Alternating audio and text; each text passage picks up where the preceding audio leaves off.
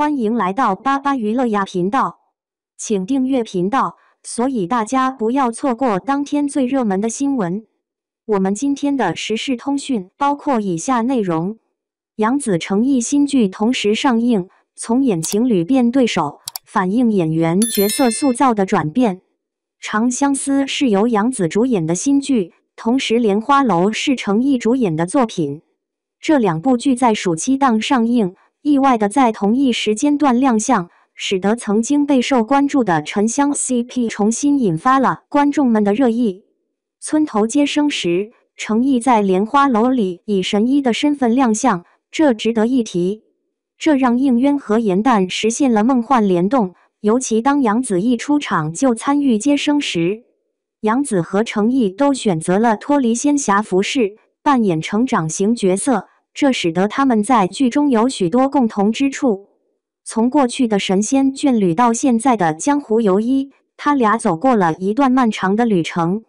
严诞在电视剧《沉香如屑》中与神君相遇，由杨紫饰演。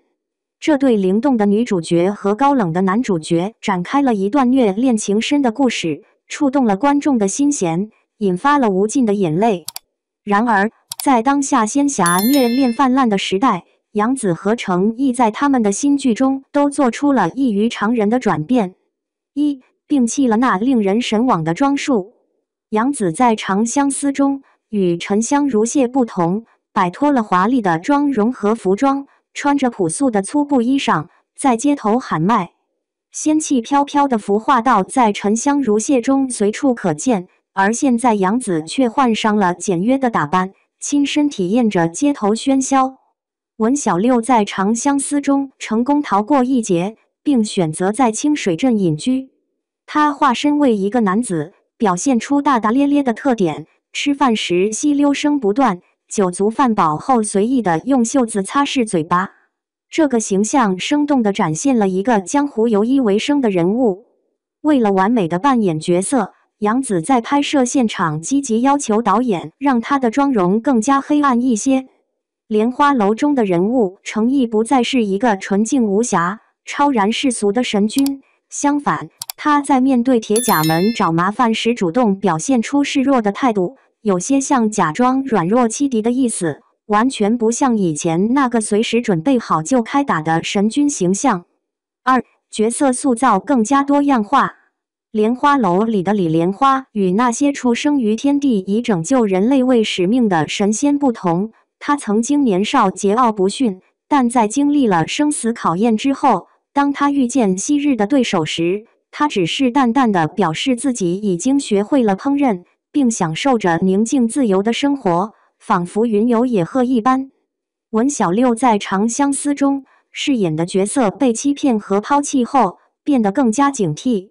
当小弟提出要救助小乞丐时，小六毫不犹豫地给了对方一个响亮的耳光，并坚定地说道：“这里并不缺少任何可怜人。”当小六目睹老木和医馆伙伴受到羞辱时，他的眼神从漫不经心转变为充满杀气。这情绪的流畅转变不仅让观众意识到，在古装戏中的男女主角早已不再是单纯善良的人物，反而更多地揭示了人性的复杂性。三，演员的表演技巧更为精湛。三，演员在表演时呈现出更加细腻的情感和技巧。诚意为了打造更立体的角色形象，还展现了更加细腻的表演功底。在电视剧《莲花楼》中，当李莲花与10年未见的恋人乔婉冕再次相遇时，他退半步的动作和曾经桀骜不驯的青年形象形成了鲜明对比。尽管面临危险，李莲花毫不犹豫地拯救了乔婉冕。两人素不相识，然而乔婉冕对玉镯的关注使得李莲花意识到，他昔日的爱人已经心灵寄托在其他人身上。然而李莲花并未责怪，他从他的眼神中感受到了一种释然之情。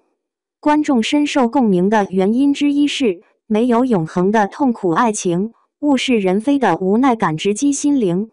在电视剧《长相思》中，杨紫扮演的文小六原本打算与叶17秘密相爱，但当他回过头却发现叶17已经消失不见时，他眼中的表情从期待转变为震惊，最后尽管苦笑，但内心也释然了。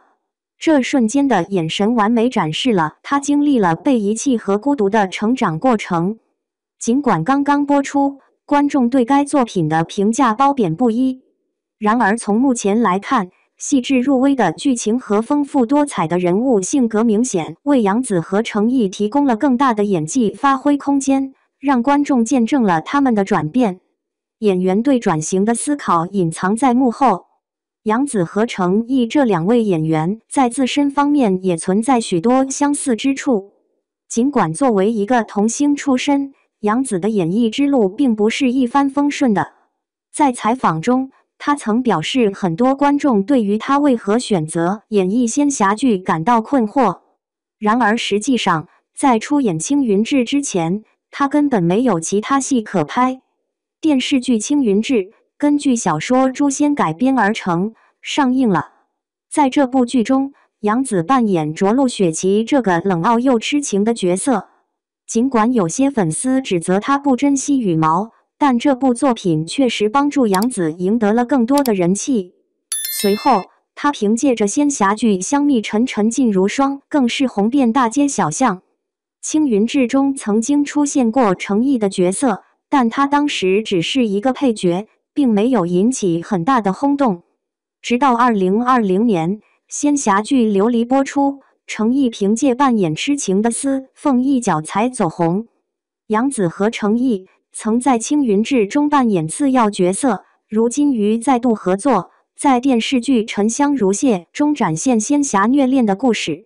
他们曾经一起坐在一起欢笑观看其他人的采访，现在却已成为观众心目中的沉香 CP。接下来，杨紫和程毅好像遭遇了事业上的难题，他们似乎无法摆脱古装剧的束缚。程毅已经变成了横店的常客，时刻都在扮演新的古装剧角色，而杨紫则试图通过挑战转型来出演女心理师，但该剧却在口碑上获得2级评价。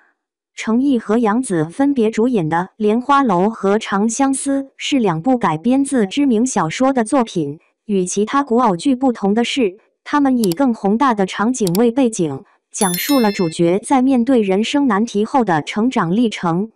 对于程毅和杨紫来说，这是一个既熟悉又充满新挑战的舞台。2位演员明显将这部新作视为自我转型的机会，并且积极地行动起来。在拍摄过程中，杨紫和张晚意在片场上演对手戏，他们的原声台词回荡在横店的街头巷尾。杨紫在扮演街头游医形象文小六时，她对每一个动作都与导演反复确认，毫不担心是否会破坏她的偶像形象。